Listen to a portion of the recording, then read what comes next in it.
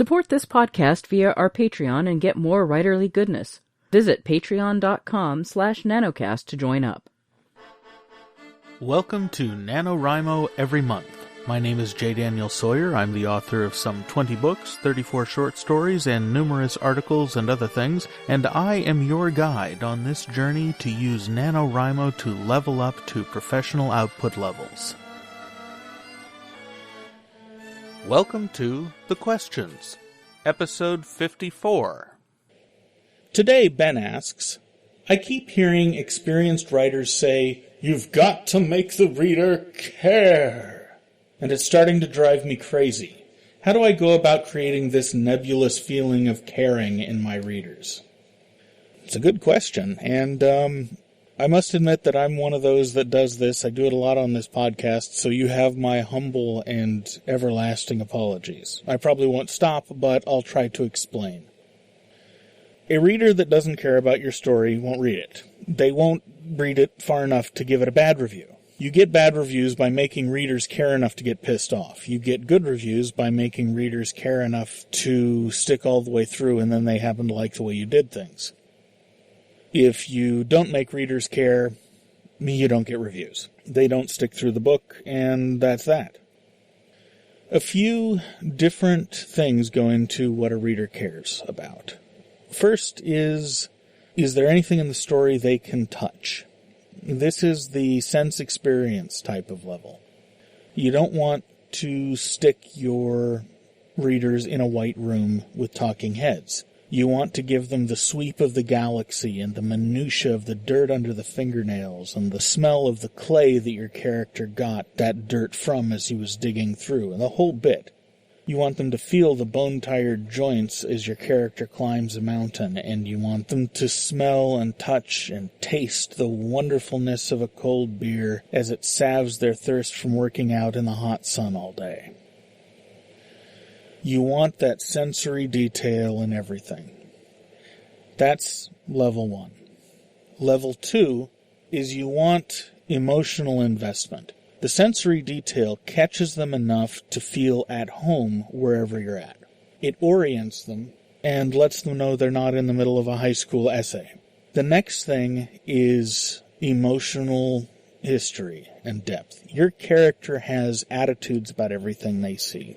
Now, a normal person doesn't think about the emotional history of everything they see all the time, but they've got attitudes about them anyway. And if you treat emotional experience kind of like you treat sensory experience, which is we've all got them going on continually, and our brain just gates out the familiar ones so we can catch changes, then the first time your reader is experiencing a given situation through your character's eyes, they're going to experience it as if that gating has not happened yet. So right now I'm looking around my office, and I've got an emotional reaction to everything here. There's a desk opposite my writing station that has a rack full of audio equipment on it that I don't use very much anymore. It was a rack that I used primarily for field gigs when my business involved going out a lot to stage plays and recording things live. It's got a few 31-channel EQs on it, a power conditioner, an AD interface so that I can hook it up to my laptop on the fly, that kind of stuff.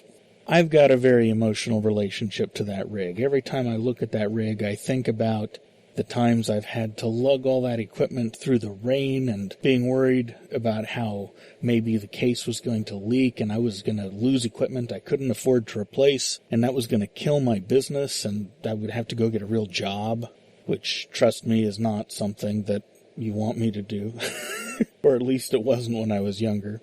The top piece of equipment in there was a gift from a friend of mine. It was a $700 piece of equipment. He gave it to me for free when I was making my first movie, because I needed an AD converter in order to capture the audio on set, and he just handed it to me. It was one of the most amazing gifts and one of the most enabling gifts I ever got from anybody. He was just a casual friend, but that, every time I look at that piece of gear, I think of him and I think of that moment. And that one thing really changed the course of my life. So there's a lot of history in this one little 1U rack-mounted AD converting mixing board.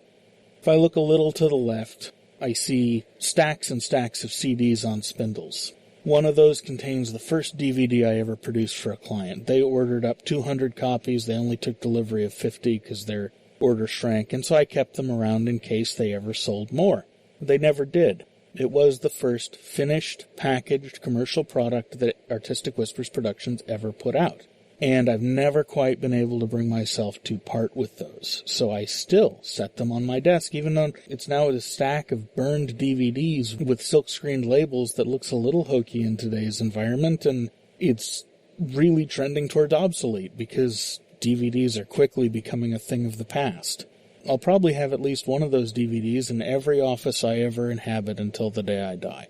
It's really, really special to me. It was a major milestone in my career. Just to my left, there's a fairly new divan with a sheepskin on it, and that's where my dog sleeps while I'm writing.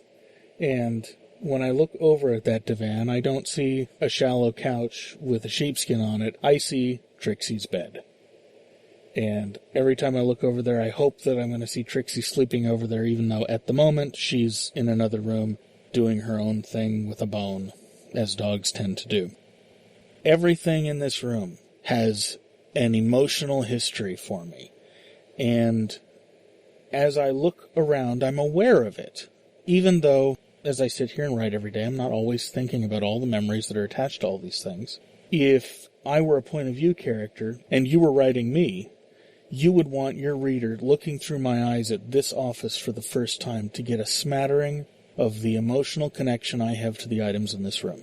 Because that is how they develop a sense of who I am as a character and as a person. Every time I go into a situation, particularly a situation or relating to a person that the reader hasn't been introduced to before through my eyes, the reader needs to know what I see at my rawest level, because that helps them feel at home in my skin, and it's my skin they're walking around in, as I'm the point of view character.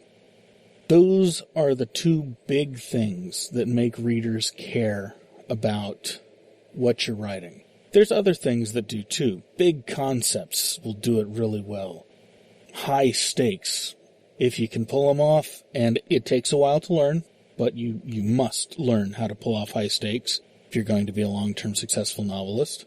Big ideas are wonderful. They're not always necessary, but in some genres like science fiction, they're a real selling point. Family relationships are huge. Family relationships are at the core of every single blockbuster work of literature in the English language going all the way back to Chaucer. Family relationships are what provide us continuity as humans, and readers love to connect with them. Doesn't necessarily need to be your biological mother or father that you're having a fight with. It could be your distant ancestor who you're connected to through a sense of history. It could be a theoretical progeny that you're trying to make the world better for. It could be a long-lost cousin who's just come into your life and turned it upside down. It could be anything like that. But your main character has some kind of connections. They can't get to be an adult human being without them. Even if all the connections are dead or gone because of fighting, those connections still resonate through your character, and your character's reactions to them help the audience understand who your character is. If your character is a psychopath and all their connections are skin deep or primarily intellectual, that's a whole different experience for the reader than a character who is deeply emotional and deeply invested in everything. And different kinds of readers will connect to those different kinds of characters if they're well drawn.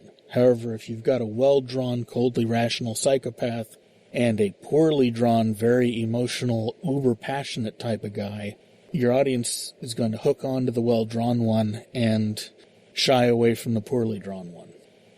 So you make your readers care through those kinds of characterizations and sensory details. I hope that helps, and I'll see you tomorrow. NaNoWriMo Every Month is written and presented by J. Daniel Sawyer and produced by Artistic Whispers Productions. Visit our website at NaNoWriMoEveryMonth.com and leave a tip in the tip jar or join the Patreon to support this podcast. NaNoWriMo Every Month is copyright 2016 by J. Daniel Sawyer and Artistic Whispers Productions and is released under a Creative Commons Non-Commercial Attribution No Derivatives license.